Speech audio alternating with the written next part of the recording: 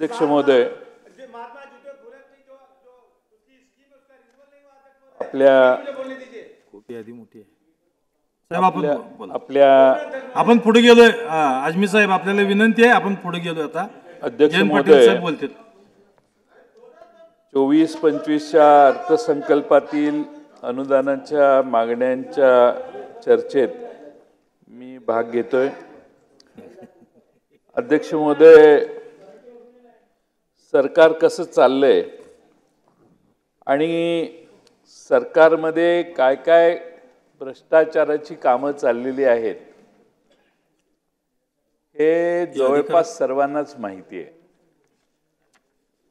एखादा प्रोजेक्ट, एखादा टेंडर कसं मॅनेज केलं जातं जेणेकरून ऑडिटमध्ये काही येणार नाही याचीही व्यवस्था करायला, म्हणजे ऑडिटच्या पलीकडे आता आपण सगळे गेलेलो आहोत.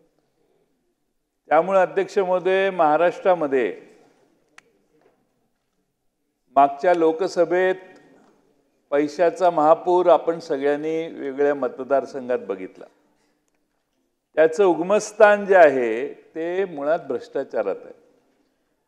मी काही थोडीशी उदाहरणं आपल्याला या ठिकाणी देऊ इच्छितो. नगर विकास विभाग आहे. नगर विकास विभागात अध्यक्ष महोदय आपल्या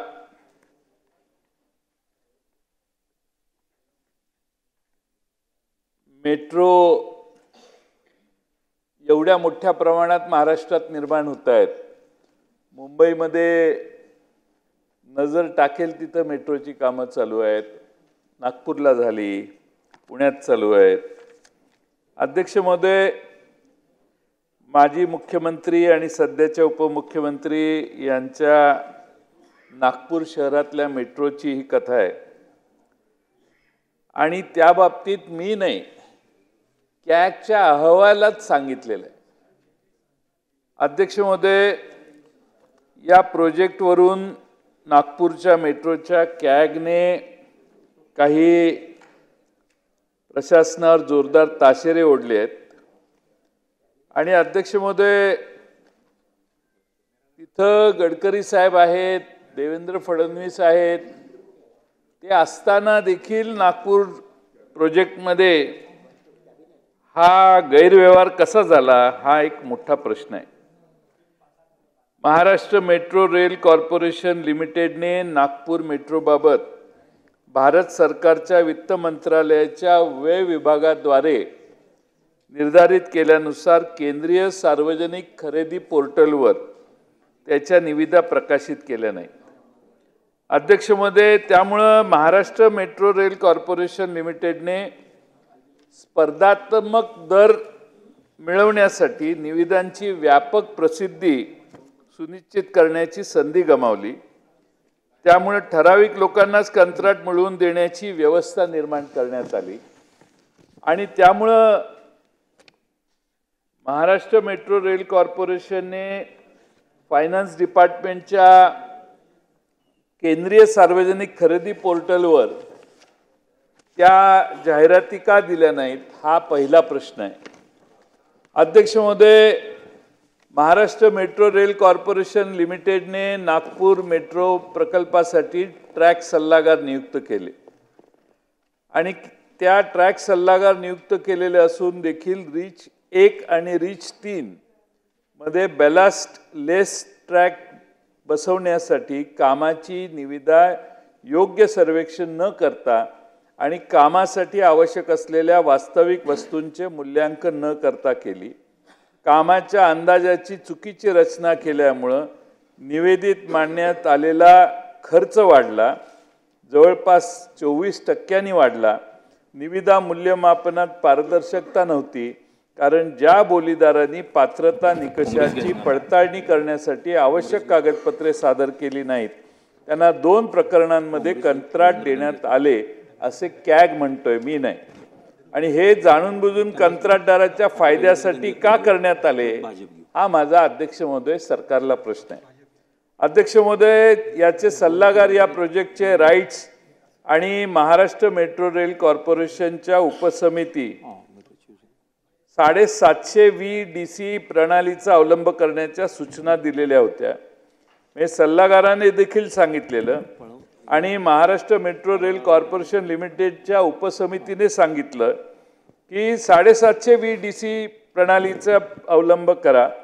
पण अध्यक्ष महोदय, MMRCL ने प्रकल्पासाठी 25 kV AC ट्रॅक्शन सिस्टीम स्वीकारली. आता या निर्णयामुळं किती नुकसान झालं तर जवळपास 719 कोटी रुपयांनी खर्च वाढला. अध्यक्ष महोदय, हा खर्च वाढवण्याचं कारण काय, याला कोण जबाबदार? अध्यक्ष महोदय, नागपूर मेट्रो प्रकल्पात MMRCL ने कंत्राटदारांना बिनव्याजी मोबिलायझेशन ॲडव्हान्स दिले, ज्याची वसुली कामाच्या प्रगतीनुसार कंत्राटदाराच्या चालू बिलातून करण्यात आली.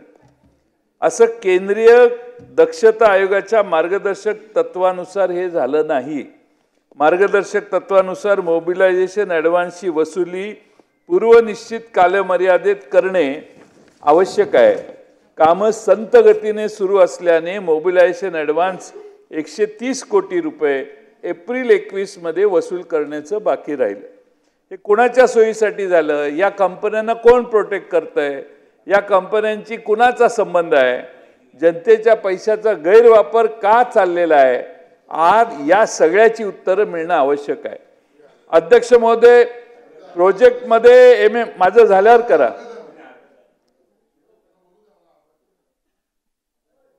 त्यांचा मुद्दा जरूर मांडावा. ते बोलताना असं म्हणाले की त्यांनी बोलताना माननीय जयंत पाटील साहेब त्यांनी, मी शांतपणे पुढचं सगळं ऐकत होतो, पण मांडताना त्यांनी असं म्हणाले की ज्या नागपूरमध्ये देवेंद्र फडणवीस आणि नितीन गडकरी आहेत त्या नागपूरमध्ये असं झालं. अध्यक्ष महोदय, कॅगने काय म्हटलं, तुम्हाला मांडायचा अधिकार आहे. तुम्हाला हेतुआरोप कोणावर करायचा असेल तर नोटीस द्यायला लागेल. जे या सभागृहाचे सदस्यच नाहीत त्यांचं तर नाव घेण्याचा प्रश्नच येत नाही.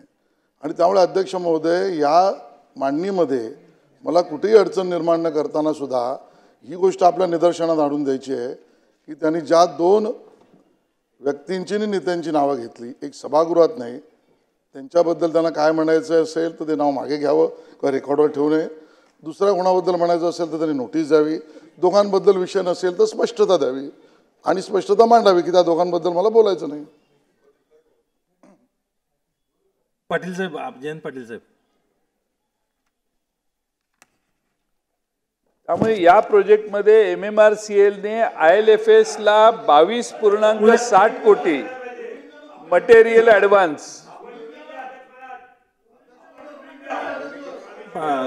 पाटील साहेब.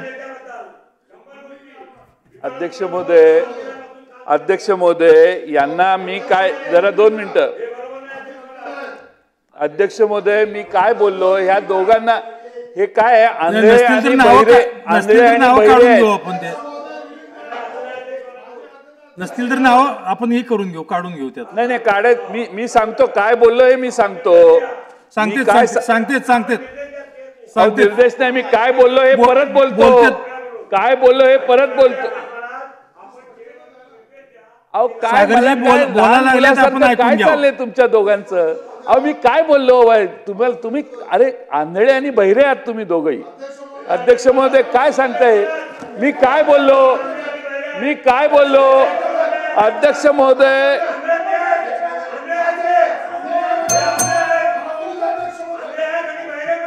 पाटील साहेब, काय बोललो हे सांगतो. मला वाटतं आपलं चालू करा आणि जे अपवादात्मक शब्द आहेत ते थोडेसे आपण कमी वापरू. हे दोघं नाही, पण असं आपलं चालू ठेवा.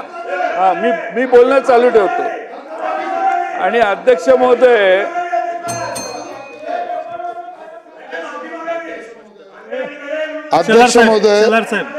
मला त्याच्याबद्दल म्हणायचं नाही. जयंतराव, तुम्ही वरिष्ठ आहात, मला काही घालून पाडून बोला. मला त्याच्याबद्दल बोलायचं नाही. तुम्ही मला काही मी म्हणून ऐकून घ्या. अध्यक्ष, हे तुम्ही बोलाल, मला तुमचा स्वभाव आणि हुशारी ही दोन्ही माहिती आहे. म्हणून मी स्पष्टपणे मध्ये म्हटलं, अध्यक्ष महोदय, त्यांना काय बोलायचं याची स्पष्टता तरी द्यावी. हे मी स्पष्टपणे म्हटलं आहे. जे सभागृहात नाही त्यांचं नाव घेऊ नये. ज्या सभागृहाचे सदस्य त्यांच्याबद्दल असेल तर नोटीस द्यावी. दोन्ही नसेल तर त्यांच्या वक्तव्यात काय बोलायचं आहे याची स्पष्टता द्यावी. हे मी स्पष्टपणे म्हटलेलं आहे. त्यामुळे ढकलण्याचा वगैरे प्रकार सांगू नका. तेवढी अक्कलहुशारी आम्हालाही आहे. तुम्ही वरिष्ठ आहात, तुम्ही आंगळे पुंगळे लुळे काही म्हणा, आम्हाला काय अडचण नाही. तुमच्या बोलण्याचा आम्ही राग मांडणार नाही. पण मग ते तुम्ही स्पष्ट करा, एवढंच म्हटलं. हा मग तेच म्हटलं आम्ही, स्पष्ट करा, नाही तर काढा रेकॉर्डवरून. रेकॉर्डवरून काढणे एवढं वाईट काय बोललो नाही मी. जरा तुम्ही गप्प बसव, तुम्ही गप्प बसा. आम्ही तुमच्या मेहरबानी नाही निवडून येत. अरे माफी कोणाची मागायची? सागरजी बोलू देत, बोलू देत, बोला साहेब. शिवीगाळ शिवीगाळीपर्यंत नाही आलेलं. घ्या साहेब, साहेब आपण घ्या. मी पुन्हा सांगतो, यांनी कान उघडे ठेवावेत आणि शांतपणे ऐकावं. राज्याच्या माजी मुख्यमंत्री आणि सध्याचे उपमुख्यमंत्री यांच्या शहरातील आणि आपले नितीन गडकरी साहेब, मेट्रो कुणी आणली? नागपूरला मेट्रो नितीन गडकरींनी आणली, ह्याच्यात तर काही शंका नाही. मी काय म्हटलं, नागपूर शहरात उपमुख्यमंत्री आणि नितीन गडकरी साहेब यांचं शहर आहे. त्या शहरातल्या मेट्रोमध्ये कॅगने हे इश्यू काढलेत. त्यांनी दोघांनी केले असं नाही म्हटलो शेलार साहेब. त्यांनी नितीन गडकरींनी हा भ्रष्टाचार केला असं नाही म्हटलो. हा, तुम्ही इतकं घाबरू नका. असं काय प्रॉब्लेम नाही. असं नाही, मी जर मला आरोप करायचे तर त्यांना नोटीस दिली असती. आरोप नाही, देर इज नो आरोप. तुम्ही काय आहे, मी पुन्हा पुन्हा ते बोलावं म्हणून तुम्ही हा प्रयत्न करताय अशी माझी शंका आहे. मी पुन्हा आरोप, हा त्यांचा डाव आहे, मी पुन्हा आरोप रिपीट करावेत हा उद्देश आहे. पण मी तुमचा आरोप यशस्वी होऊन देणार नाही.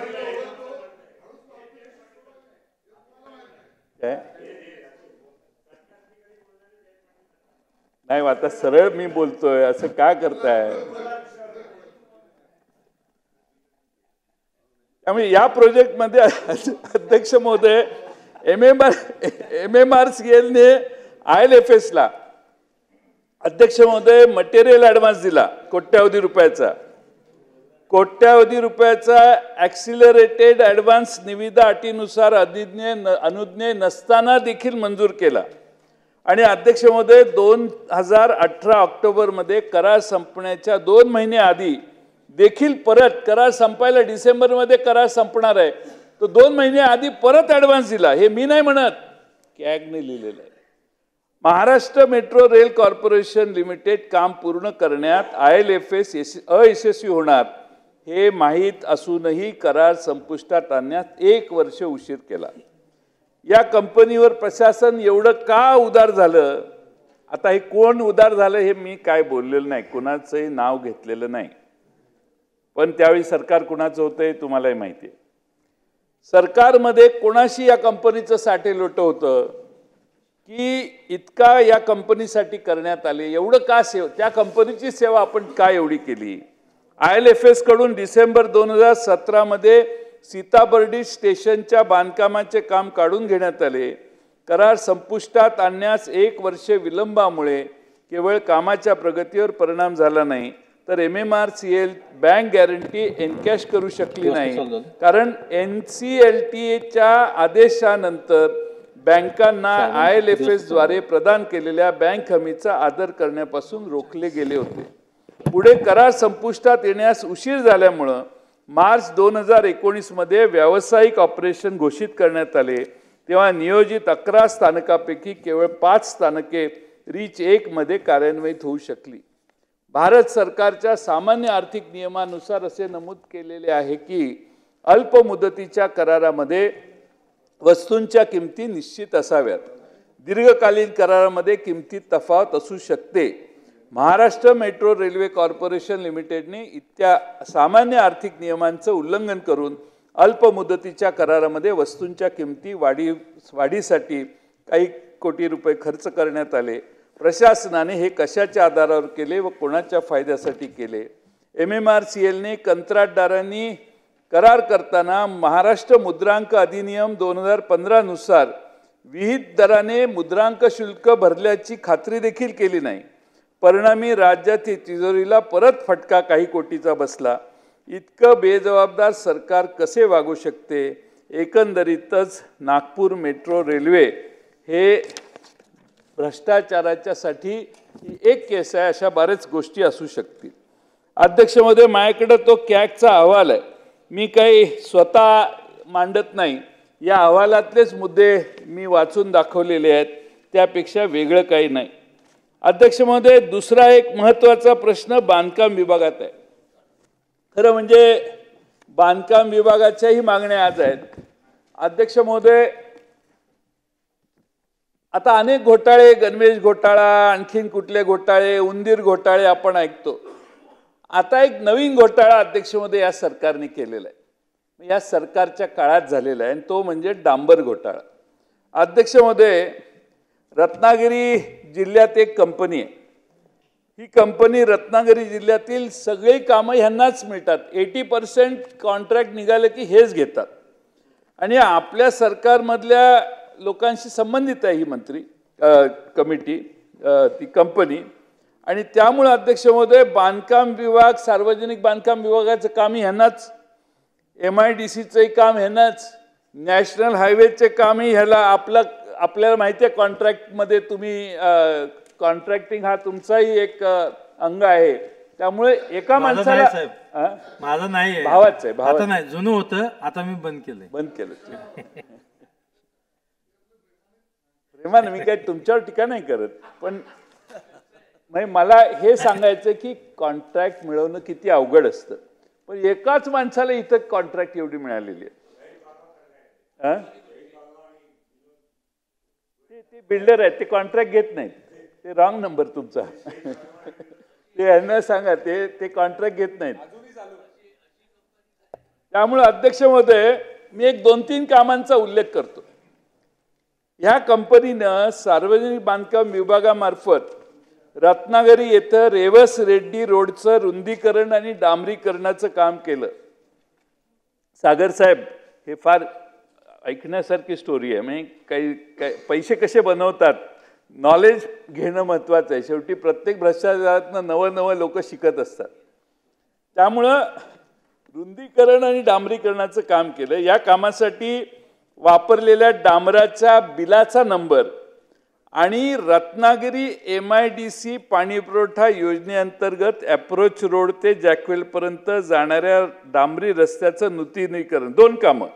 एक रेवस रेड्डी रोडचं आणि इकडं रत्नागिरी MIDC पाणीपुरवठा योजनेअंतर्गत अप्रोच रोड ते जॅकवेलपर्यंतच्या जाणाऱ्या डांबरी रस्त्याचे नूतनीकरण. ह्या दोन्हीसाठी डांबर जे वापरलं त्या डांबराच्या बिलाचा नंबर एकच आहे. बिलाचा नंबर आहे BPCL 4582111044.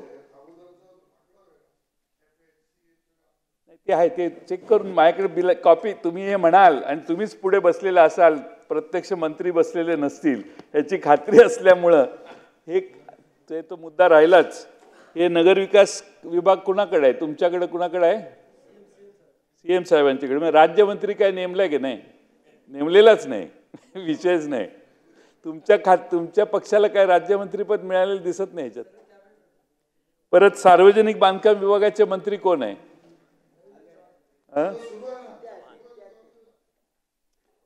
जलसंपदा, आदिवासी विकास. बरं ठीक आहे, मी शेवटी बोलतो, ते माझं भाषण होईपर्यंत येतील. म्हणजे अध्यक्ष महोदय, माझ्याकडे बिलं आहेत. या बिलामध्ये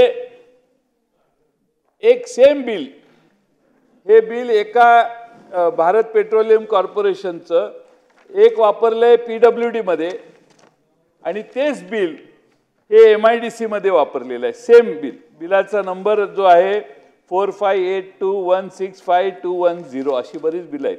मी एक उदाहरण सांगितलं.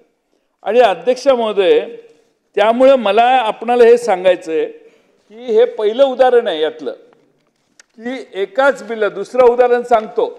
नेवरे भांडारपुळे रोड हे बांधकाम खात्यानं रस्ता रुंदीकरण ब्लॅक टॉपिंगच्या कामासाठी वापरलेलं केलंय. त्याच्याच बरोबर MIDC अंतर्गत रत्नागिरी पाणीपुरवठा योजना अंतर्गत हरचेरी जॅकवेलपर्यंत जाणारा अप्रोच रस्ता पुनर्डांबरीकरणाचे केलेल्या कामाचे डांबराच्या बिलाचा नंबर, हे दोन्ही कामांचा बिलाचा नंबर एकच आहे, BPCL 4582165210. म्हणजे या दोन्ही कामासाठी देखील एकच डांबर बिल वापरून पैसे काढण्याचं काम झालं. तिसरं उदाहरण अध्यक्ष महोदय, 23 साली एप्रिल 23ला उत्तर रत्नागिरी अंतर्गत उपविभाग क्रमांक 1 यांनी निवळी जयगड या रस्त्याचं कामासाठी वापरून संपवलेली डांबराची बिले ऑगस्ट 23 मध्ये, मी एप्रिल 23ला एकदा बिलं वापरली, ती संपल्यावर ऑगस्ट 23 मध्ये अध्यक्ष महोदय कांटे ते वालखेड आणि अंतरावली ते कांटे rehabilitation and upgradation of national highway, old national highway 17 आता नॅशनल हायवे 66 या 2 राष्ट्रीय महामार्ग प्राधिकरणाच्या कामासाठी दाखवून त्यातही 8.5-9 कोटी रुपये डांबराचे, बाकीचं रस्त्याचं वेगळंच. त्यामुळे अध्यक्ष महोदय या दोन्ही कामासाठी न वापरलेल्या डांबराच्या बिलाचा माझ्याकडं तक्ताच आहे, याच्यात आहे माझ्याकडं, त्यात तुम्हाला मी ते दाखवेन. त्यामुळे अध्यक्ष महोदय आपल्या HPCLचं बिल वेगवेगळ्या डिपार्टमेंटचं नाही, डिपार्टमेंटचं जे आहे ते डिपार्टमेंटला नाही, डिपार्टमेंटच्या नावावर येत नसतं, त्या वैयक्तिक कंपनीच्या नावावर बिल येतं. बघा, थँक्यू, मी आपले शतशः आभारी आहे, नाही तर ह्यांनी बोलूनच दिलं नसतं मला ह्याच्यात. मला मी अजून ते साहेबांनी सांगितलं ते, त्यामुळे घोटाळा कसा करण्यात आला त्याची कार्यपद्धती समजून घ्या, म्हणजे ह्याच्यात नॉलेज वाढण्यासाठी हे महत्वाचं आहे. यात महत्वाची बाब, त्यांना आश्चर्य वाटतंय की हे कसं हे करू शकले. त्यामुळे यात महत्वाची बाब म्हणजे अध्यक्ष महोदय, टेंडरमधील अटी व शर्तीनुसार ज्यावेळी अभियंता डांबराचा वापर दाखवतो त्यावेळी ठेकेदाराने दिलेल्या ओरिजिनल बिलावर क्रॉस करून कार्यालयाचा सही शिक्का मारून त्याची झेरॉक्स ठेकेदाराला इतर लेखा ठेवण्यासाठी परत द्यायची असते. ज्यावेळी डांबराचे बिले माहे एप्रिल 23 मध्ये उपअभियंता सार्वजनिक बांधकाम उपविभाग क्रमांक 1 यांनी वापरली, त्यावेळी बिल क्रॉस न करता ओरिजिनल डांबराची बिले ठेकेदाराला परत केल्याने तीच बिले ठेकेदाराने दुसऱ्या कामासाठी म्हणजेच राष्ट्रीय महामार्गावर वापरून न केलेल्या कामाच्या बिलाची रक्कम घेतलेली आहे. या सर्व कामात संगनमताने जवळपास 8.5-9 कोटी रुपयाचा अपार झालेला आहे. अध्यक्ष महोदय, ही 3 प्रातिनिधिक उदाहरणं मी दिली आहेत. या कंपनीने अशा प्रकारची शेकडो कोटीची कामं घेतलेली आहेत आणि पैसे काढलेले आहेत. आणि त्यामुळे अध्यक्ष महोदय त्या रत्नागिरी जिल्ह्यातले अनेक अधिकारी देखील यात सामील आहेत आणि तेही या भ्रष्टाचाराला तेवढे जबाबदार आहेत. अध्यक्ष महोदय, सरकारमधील लोकांनी रस्त्यावर वापरलेल्या जाणाऱ्या डांबरामध्ये भ्रष्टाचार करून सरकारचं तोंड काळं केलं असं म्हटलं तर वावगं ठरणार नाही. अध्यक्ष महोदय, संबंधित अधिकाऱ्यांवर व चौकी ठेकेदारावर फौजदारी गुन्हे दाखल झाले पाहिजेत. कंपनीने केलेल्या सर्व कामाची चौकशी करा. या प्रकरणाची गंभीर दखल घेऊन कंपनीवर दोषी अधिकाऱ्यांवर कडक कारवाई करा, अशी अध्यक्ष महोदय माझी आपल्याला अतिशय आग्रहाची आणि कळकळीची मागणी आहे. अध्यक्ष महोदय, त्या कंपनीचं नाव शेलार साहेब, त्या कंपनीचं नाव RD सामंत कन्स्ट्रक्शन कंपनी नावाची कंपनी. त्यामुळं माझी आपल्याला विनंती आहे अध्यक्ष महोदय की या कंपनीची, मी त्यांचे मालक कोण आहेत काय आहेत ह्याचा तपशील आहे माझ्याकडे, पण मी मुद्दामून घेत नाही, पण किमान जे अधिकारी याच्यात सहभागी आहेत आणि ज्या कंपनीचे संचालक आहेत त्या कंपनीने रत्नागिरी जिल्ह्यात अनेक कामं घेतलेली आहेत आणि त्यामुळं माझी आपणाला विनंती आहे की याची चौकशी सरकारने करावी आणि आज उत्तराच्या भाषणात या सगळ्याची चौकशी करावी. सरकारला जर काही कमी पडत असेल तर कागदपत्र माझ्याकडे आहेत, ती मी त्यांना देण्याचं काम जरूर अध्यक्ष महोदय करेन. अध्यक्ष महोदय, आणखीन एक नवं काम आपल्या सरकारने केलेलं आहे आणि ते सरकारने काम जे केलं ते म्हणजे काय, शेवटचा मुद्दा तो म्हणजे MSIDCL नावाची व्यवस्था निर्माण केली. ही MSIDCL ही कंपनी जी आहे या कंपनीला आता सध्या काही काम नाही. इथंच समोर एक कमी करायचं. इथं समोर भक्तावार बिल्डिंग मध्ये ह्याचं ऑफिस आहे आणि तिथे एकच काय नाव मग सांगितलं ते दीक्षित म्हणून एक कोणीतरी अधिकारी तिथं MD किंवा प्रमुख आहेत. अध्यक्ष महोदय, बजेटमध्ये एखादी प्रोव्हिजन केल्यावर बांधकाम खातं त्याचं टेंडर काढतं, टेंडर काढून प्रोसिजर करतं, रीच सर लोएस्ट वगैरे सगळं होतं. पण अध्यक्ष महोदय, सरकारने ही बजेटच्या पैशातून बाहेर व्यवस्था हे सगळं डायव्हर्ट करायला किंवा बायपास करायला हे MSIDCLचा वापर सरकारने सुरू केलेला आहे. अध्यक्ष महोदय, एकेका मतदारसंघात 250, 350, 400, 500, 600 कोटीची काम आहे. तिथल्या जो प्रमुख आहे, समजा आता मी इस्लामपूर मतदारसंघाचा आमदार आहे, मग माझ्या मतदारसंघातलं काम आहे तर मी यांना फोन केला MSIDCLला की अमक्या ला दे काम, किंवा तो तिकडे गेला की अधिकारी वर्ग 3% खातात. रेटच आहेत मी तुम्हाला अधिकृत रेट सांगतोय.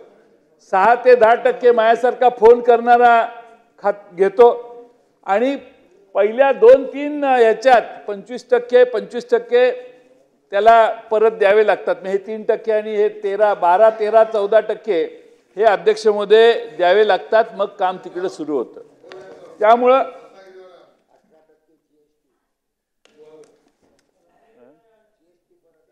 रत्नागिरीचे ते आहेत, त्यांना माहिती आहे की नाही माहीत नाही. त्यांना कळलं की मग ते माहीत नाही अधिक. पण MSIDCL ही कंपनी महाराष्ट्रात कशासाठी काढली आहे? जे टेंडर काढलेले आहेत सागर साहेब, बांधकाम खात्याकडे एवढी मोठी यंत्रणा आहे. बांधकाम खात्यानं आता 65,000 कोटी रुपयाची बिलं द्यायचं राहिलेलं आहे. जी कामं केली, सगळ्या आमदारांना खुश करण्यासाठी जी कामं धरण्यात आली, आपल्याला माहिती आहे की नाही माहीत नाही. आता अजितदादांनी अर्थसंकल्पावर उत्तर दिलं, त्यांना प्रश्न विचारायची संधी दिली असती तर प्रकाश पडला असता. पण अध्यक्ष महोदय, मागच्या वर्षी 17,000 कोटीचा डिफिसिट बजेट मांडल्यावर 1.5 लाख कोटी रुपये पुरवणी मागणीत मांडण्यात आले. आता यावर्षी 20,000 कोटीचा रेव्हेन्यू डिफिसिट आहे आणि आमच्या लाडली बहिणांचे 36,000 कोटी रुपये सरकारने बजेटरी प्रोव्हिजनच केली नाही. 10,000 कोटी केलेत, 10,000 कोटी केले आहेत, 36,000 कोटीचे प्रोव्हिजनच केली नाही. म्हणजे बजेट हे 20,000 अधिक 36,000 म्हणजे 56,000 कोटी रुपये महसुली तूट आजच बजेटमध्ये आहे. अध्यक्ष महोदय, हे जे सरकार सांगतंय ना की तुम्हाला ऑगस्टमध्ये अर्ज करा, तुम्हाला 1 जुलैपासूनचे पैसे देतो, ते ऑक्टोबरपर्यंतच. ऑक्टोबर नंतर ह्यांचा दिवा लागणारच आहे. ऑगस्टमध्ये एक पेमेंट करणार आणि ऑक्टोबरला ऐन इलेक्शनच्या आधी 15 दिवस आधी ह्यांचं पेमेंट जाणार. पैसे सरकारच्या बजेटमधून देत असताना बजेट रेव्हेन्यू डिफिसिट जे आहे ते 56,000 कोटीवर गेले, तुम्ही समजा, महसुली तूट.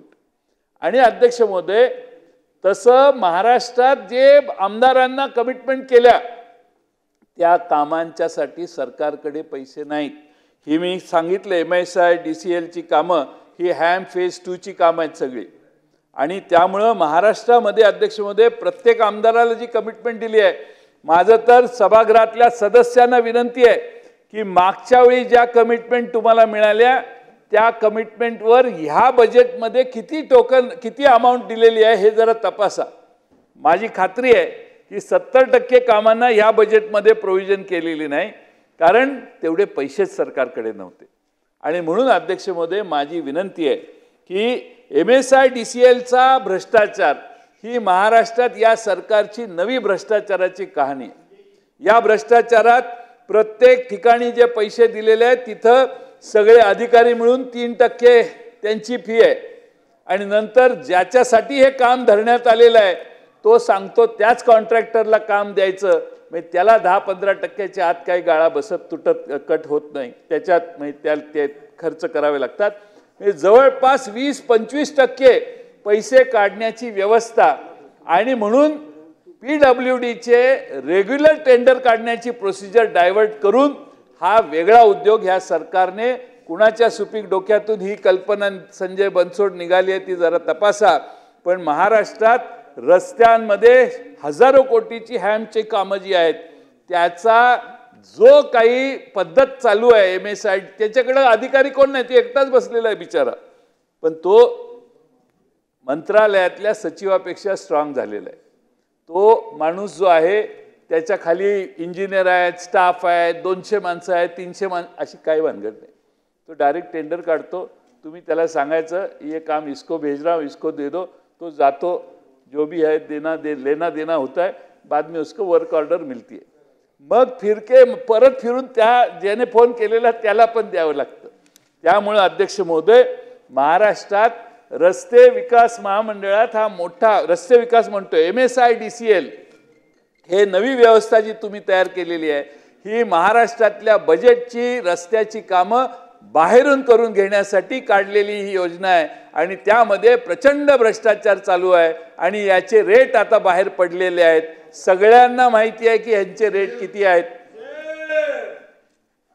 त्यामुळं एवढा मोठा भ्रष्टाचार हा महाराष्ट्रात चालू झाला आहे. अजून आत्ताच हे MSIDCLचं नवी व्यवस्था आहे. ही व्यवस्था जरा सरकारने आपली चेहरा वाचवायचा असेल, भ्रष्टाचारापासून मुक्तता आहे, आम्ही भ्रष्टाचार करत नाही सांगायचं असेल तर ही MSIDCL कडे दिलेली व्यवस्था सगळी PWD कडे वर्ग करा आणि त्यांची टेंडर काढून पारदर्शी पद्धतीनं ही टेंडर घ्या. टेंडर काढण्याच्या प्रोसिजर यात ही एवढी कामं आहेत की प्रत्येकाला तुला 3 कामं देतो, तुला 5 कामं देतो, तुम्ही इसमें मत भरो, तुम्ही इसमें भरो, तुम्ही इकडे भरा, तुम्ही तिकडे भरू नका, ही सगळी मॅनेजमेंट करण्यासाठी MSIDCLचा वापर होतोय. आणि त्यामुळं अध्यक्ष महोदय प्रचंड भ्रष्टाचार या हॅमच्या योजनेमध्ये टेंडर अलॉटमेंटच्या मध्ये व्हायला लागलाय. आणि म्हणून माझी आपल्याला विनंती आहे की MSIDCLचं काम हे पुन्हा महाराष्ट्र सरकारकडे वर्ग करून दाखवावं. तेवढी हिंमत बांधकाम खात्याच्या मंत्री महोदयांनी दाखवावी. आम्ही काय विरोधी पक्षात आहे, आम्हाला डोळ्यादेखत दिसतंय की सकाळी 6 वाजता मतदान, 7 वाजता मतदान सुरू झालं तरी 500 आणि 1000ची पेमेंट डोळ्यादेखत होताना आम्ही सगळ्यांनी बघितलेली आहे. म्हणजे एवढा धडधडीत निवडणुकीत भ्रष्टाचार आम्ही कधी बघितला नाही. दिवसा ढवळ्या सकाळी घरात 5,000 हजार रुपयाची पाकिटं महाराष्ट्रात वेगवेगळ्या ठिकाणी वाटण्यात आली. आणि त्यामुळं अध्यक्ष महोदय हा काळा पैसा बाहेर निघण्याची व्यवस्था तुम्ही थांबवा अशी आमची विनंती आहे. यात गुगल ते तर नवीन टेक्नॉलॉजी आहे. टेक्नॉलॉजी जशी वाढेल तसं विरोधकांच्या समोरचं चॅलेंज वाढते. आता गुगल पेमेंटने देखील गुगलवर पेमेंट व्हायला लागले. मला माहीत नाही कुठं झालं, ते प्रॉम्प्ट केलं म्हणून मी सांगितलं.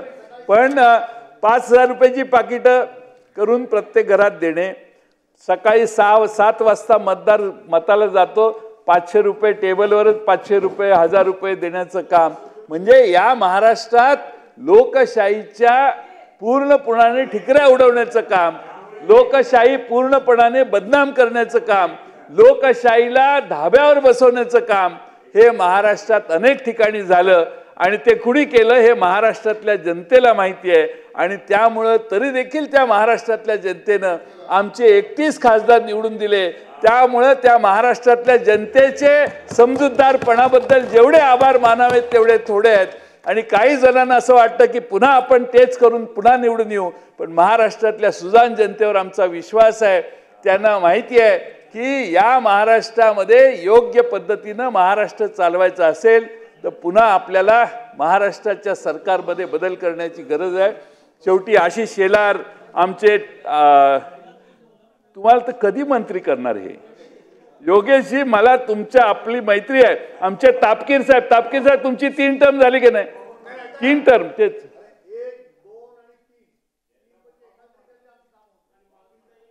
आणि खरं म्हणजे आशिष शेलार साहेब जर मंत्री झाले तर आमचा फायदा आहे. संजय केळकर मंत्री झाले आमचा फायदा आहे. योगेशजी सागरजी मंत्री झाले, आमचे तापकीर साहेब मंत्री झाले. आमच्या महिला म्हणून ताई, मी परवा तुमचं नाव घेतलं, महिला म्हणून तुम्हाला मंत्री केलं नाही. 2.5 वर्षाची 1.5 वर्षाची टर्म गेली. तुम्हाला कधीही न्याय मिळणार नाही. तुम्हाला फक्त आम्हाला अडवण्याचंच काम विधानसभेत करायची जबाबदारी तुमच्यावर आहे. तुम्हाला काहीही न्याय मिळणार नाही. आणि म्हणून निष्ठावंत भारतीय जनता पक्षाच्या नेत्यांना आणि कार्यकर्त्यांना माझं आव्हान आहे की ही तुमच्या आयुष्यातली शेवटची संधी आहे. तुम्ही बंड केल्याशिवाय, तुम्ही ठामपणानं तुमची मजबूती दाखवल्याशिवाय, नाहीतर आणखी नवे पाहुणे येऊन तिकडे बसतील आणि तुम्ही इकडे सरकत जाल. त्यामुळे माझी तुम्हाला विनंती आहे की कोणत्याही परिस्थितीत तुम्ही जरा तुमचा हे दाखवा, ठामपणा दाखवा. इकडे भ्रष्टाचाराचा महापूर आहे. काय काय इकडं भ्रष्टाचाराचा महापूर चाललाय आणि तुमच्याकडे दुष्काळ आहे. तुम्हाला काय हाताला लागलं? आणि त्यामुळं तुमच्यासारख्या आशिष शेलार साहेबांनी मुंबईचं नेतृत्व केलं. मुंबई सांभाळायची जबाबदारी आहे. जे महाराष्ट्र सांभाळू शकतात त्यांना आता एका लोकसभेची जबाबदारी दिलेली होती. आणि त्यामुळे आमचा प्रकाश सुरू आहे. बिचारा बघा किती चांगला सरळ माणूस. पण आता काय झालंय, तुम्हा सगळ्यांच्याकडे दुर्लक्ष चालू आहे. आणि हे सगळे वेगळे उद्योग करण्यात गुंतलेले सरकारचे मंत्री आहेत. मंत्रिमंडळाला इथं बसायला वेळ आहे का बघा मंत्र्यांना? चर्चा चालू आहे तर इथं, कारण आता शेवटचे दिवस राहिले आहेत. वन डे मंत्रिमंडळाची असेल तर ज्याचा विषय असतो त्याने येऊन बसायचं असतं. कॅबिनेट हे काय या सभागृहापेक्षा वरची नाही. आणि कॅबिनेट संध्याकाळी घ्यायची असते 5 वाजता. सरकारचं विधानसभा चालू असताना दुपारी कॅबिनेट नसते घ्यायची. पण असो, माझा महत्त्वाचा मुद्दा आहे की हे जे महाराष्ट्रात नगर विकास खात्याचा भ्रष्टाचार, मी जो मेट्रो रेल्वेचा सांगितला, त्यात काही गडकरींच्यावर काही मी आक्षेप घेतलेला नाही. गडकरी साहेब हे तुमच्यातले सगळ्यात सरळ व्यक्ती. अनेक खासदारांना ते पंतप्रधान व्हावेत असं मनापासून वाटतं, पण बोलायची छाती नाही. त्यामुळे गडकरींचा प्रश्न वेगळाच आहे. पण एक चांगला नेता, दिल्लीत जाऊन बसलेला, आणि महाराष्ट्रातच नाही तर देशात त्यांची लोकप्रियता आहे खासदारांच्यात, भारतीय जनता पक्षाच्या खासदारांच्या 240 मध्ये. त्यामुळे त्यांचा विषय नाही. पण नागपूर शहरात झालेली मेट्रो आहे म्हणून अतिशय चांगली मेट्रो आहे. पण ह्या ज्या त्रुटी ह्या कॅगने काढल्या आहेत, हा महत्त्वाचा गंभीर विषय आहे. डांबराचा प्रश्न, डांबर घोटाळा हा एक नवा प्रश्न महाराष्ट्रात शिकवला आहे. रत्नागिरीकरांनी महाराष्ट्राला तर हा ज्ञान दिलेलं आहे. त्यामुळं तो एक आहे. आणि MSIDCL मध्ये झालेला घोटाळा आणि चालू असणारा घोटाळा हा थांबवण्यासाठी सरकारची हिंमत असेल तर MSIDCL कडे दिलेली कामं पुन्हा PWDच्या प्रोसिजरने टेंडर काढून देण्याचं काम महाराष्ट्रात सुरू करावं, एवढीच माझी आग्रहाची विनंती करतो. धन्यवाद.